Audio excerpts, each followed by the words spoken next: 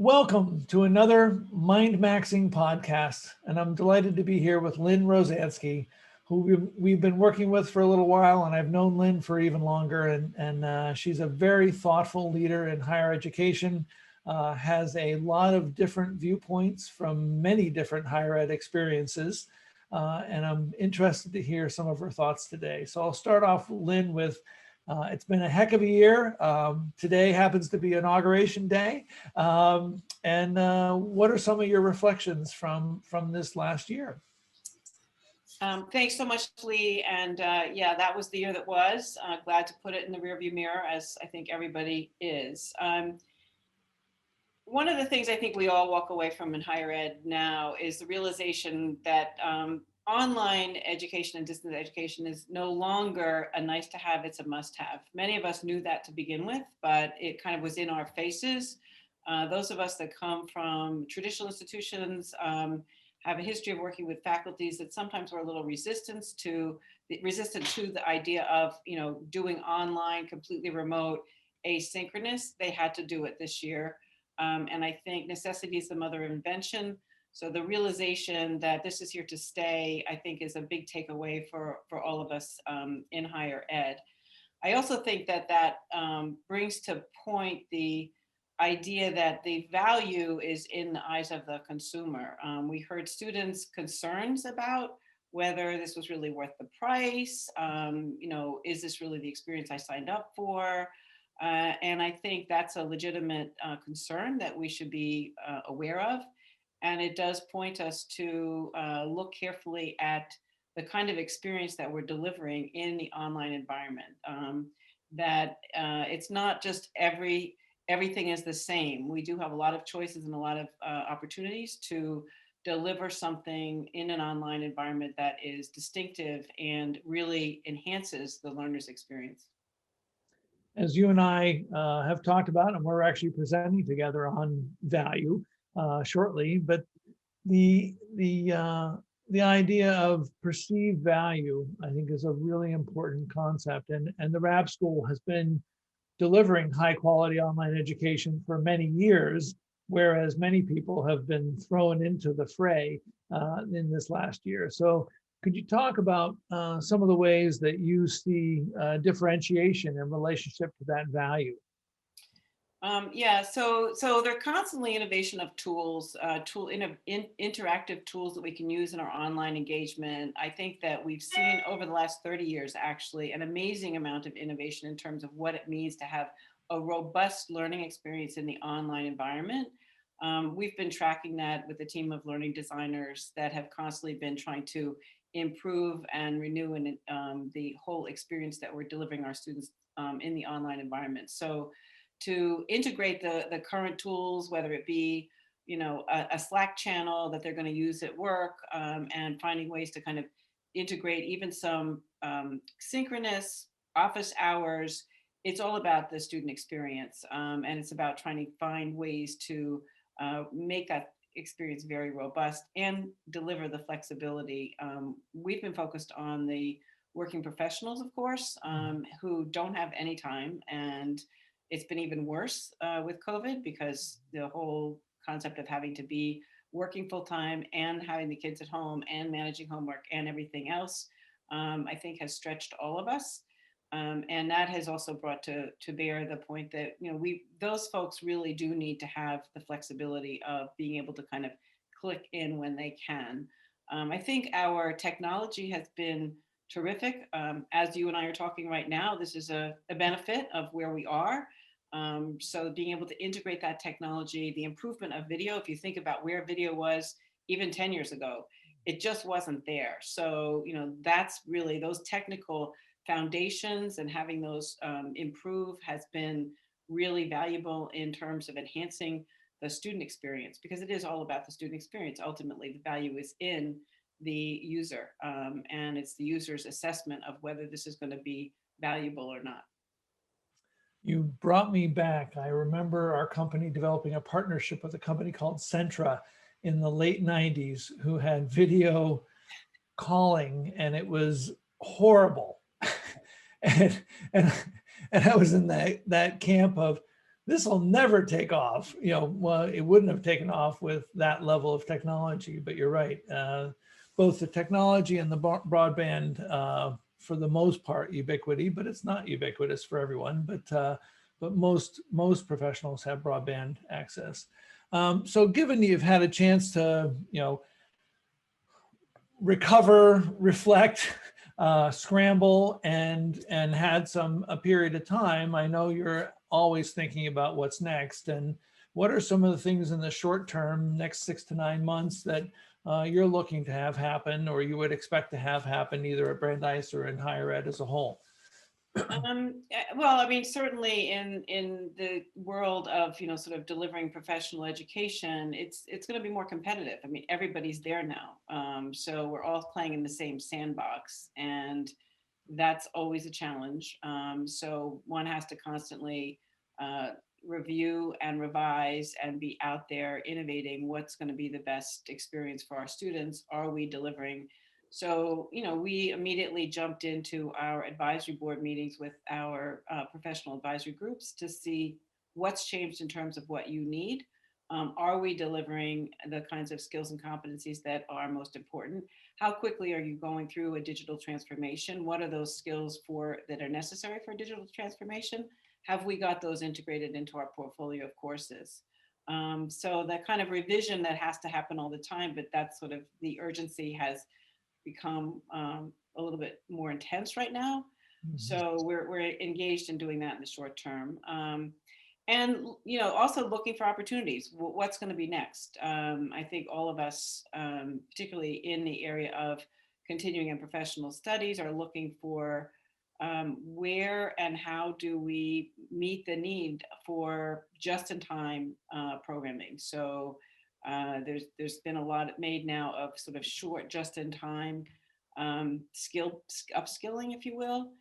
How are we going to integrate that? I think there is certainly some recognition of the need for that. How are we going to respond? Is it degrees? Do we have to look at more stackable kinds of degrees or different kinds of options?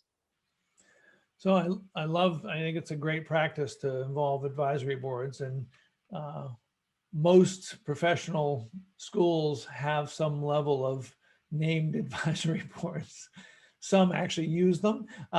So I'm interested in what was some of the feedback that you've been getting about what they need, or what they want, or what they'd like, or what, what's current. So, well, what's interesting is certainly things that are not so different, right? I mean, I've been in this business for more than 2 decades, and so I've heard the same thing.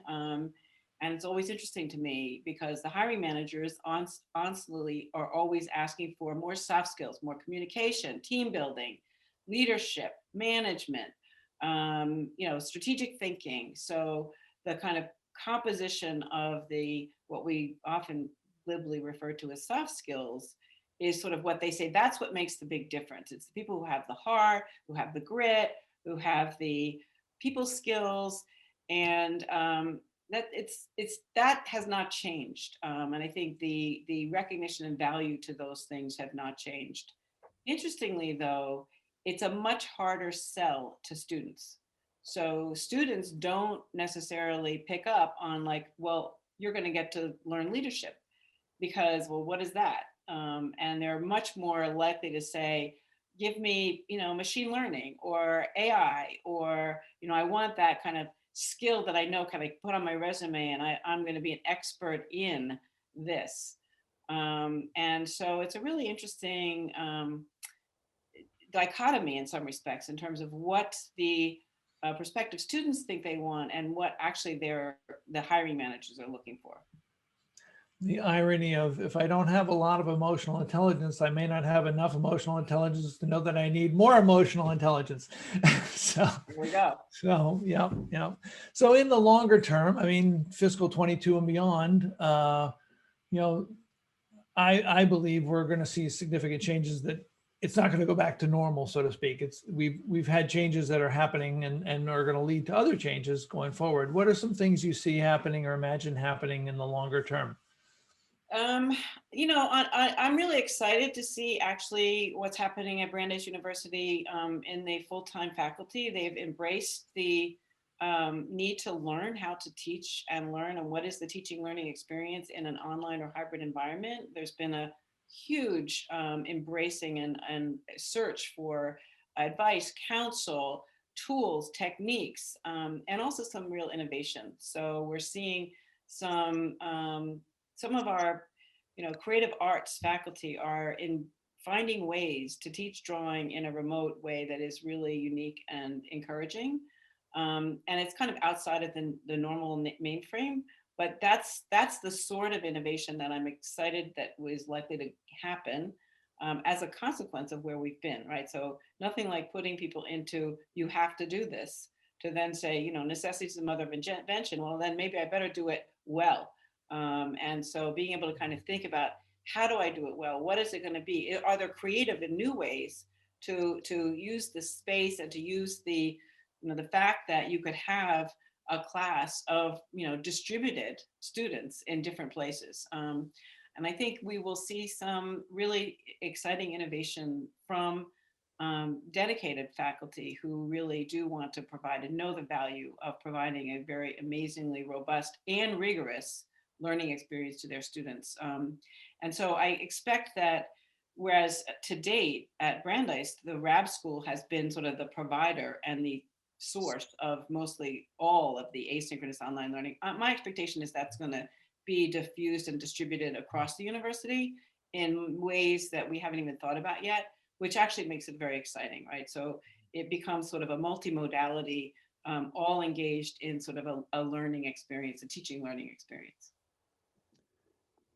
So I've thought of, continuing ed, professional studies, schools within universities as sort of being on the interface with the community, or the interface with, professions, and knowing the learner really well, that adult learner really well. Do you see a role of helping faculty understand a non-undergrad in terms of who the learner is and what they need? That's a really interesting question. And I think we, in many of the traditional institutions, there's still exists this tension between, the research agenda and the teaching agenda, right? So in a research one institution, such as Brandeis University, many faculty really are, they have a research agenda that sort of supersedes a lot of the teaching agenda. And it will take those folks getting tenure before they're going to, begin to, and even some of them will never, like they're just going to be focused on their research and their grad students, which are full-time Ph.D. students that can, work in their labs. And we need that. We need that scientific advance. And also, if COVID has taught us anything, it's that we also really need that innovation in those labs, right? So I don't think that's going to change. I do feel like there's a commitment to the lifelong learning, right? In the sense that, the institution as a whole. I mean, I don't think I'm going to get too many faculty from research faculty coming over to do professional education. That's probably not going to happen. But I do think that they will recognize the value and place of professional education, and that the sort of lifelong learning is going to become the mantra. Many institutions have been spouting it, right? Oh, we're all about lifelong learning, and the Osher Institutes have proliferated across the country as vehicles for lifelong learning. And I think what this COVID thing has done, and certainly we've seen that at our Brandeis Osher Institute that is part of Rabb, is that we now can deliver a lifelong learning remotely in a very robust and rich ways to folks that tremendously see it as a lifeline. The people who are participants in our Bali program are absolutely thirsty for the engagement and for the rich, robust intellectual activity that happens, and that we can now deliver it in a hybrid and online way. So I think that will grow. It will be continually recognized. I think one of the challenges, frankly, for those of us in the professional education is we've been a little slow in academia. We've been a little slow to recognize what is meaningful and important to the professional, to the hiring managers. And we've actually given up some of the professional training, to career training, that is, to companies, right? Because we've hidden behind, schools for executive education, very expensive, other kinds of academic policies and processes and practices. And so we haven't always been as aligned with our industry partners as we should be. And I think there's still an opportunity to do that. I think that it will take work because we've got some skepticism out there around whether we really are committed to teaching the skills that they need. And I think that, but I do think we could deliver it if we work hard at it. Well, thank you, Lynn. And any closing thoughts or comments that you'd like to add? Every time there's a disruption like that, the crisis, like what we have to make the best of a good crisis. So we really should look at this as a time for innovation and looking for opportunities. The times that I've been found most rewarding in my own career have been when we've been able to co-create something. And so being able to kind of take these, the thirst for the new skills that is out there, the change in our environment in terms of the increasing digitization, which is only going to increase. I mean, I don't think companies are going to go back to the old school way of operating, in offices. So they're going to be relying on digital platforms. And that does mean a different set of skills. Even just the basic management and leadership skills will be slightly different. So I'm really looking forward to seeing what kinds of creative ways people come up with in terms of the teaching and learning around some of those domains, and what kinds of new creative partnerships will emerge as well. Great. Well, thank you very much. And thank you for joining me for another MindMaxing podcast. Thank you, Lynne Rosansky. My pleasure, Lee.